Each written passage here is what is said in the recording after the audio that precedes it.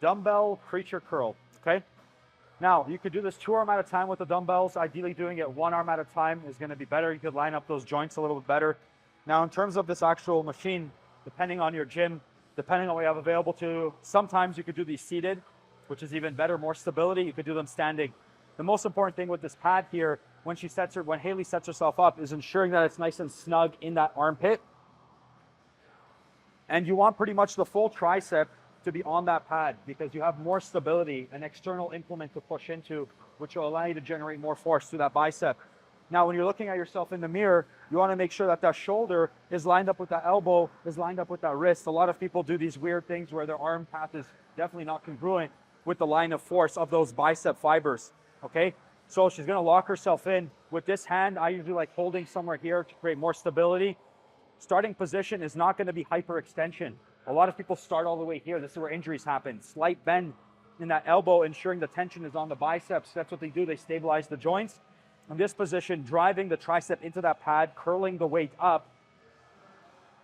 Now, this is essentially where I'd have her stop. I wouldn't go any further. There really isn't much more tension on the bicep.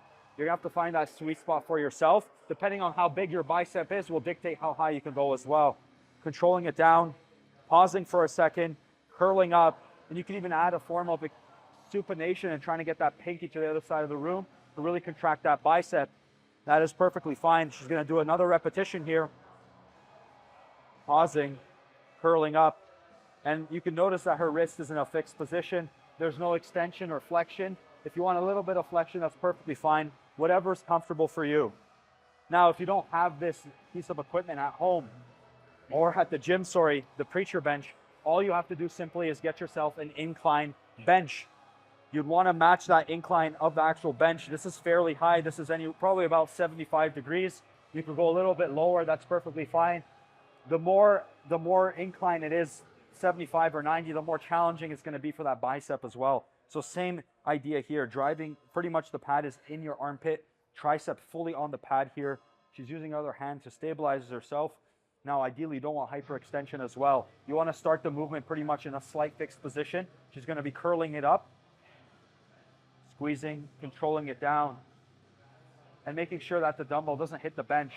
Yeah, we don't want that. Stopping shy of that, controlling it up. You could have that extra supination, getting that pinky to the other side of the room. Perfectly fine. We're going to have Haley demonstrate one more repetition here.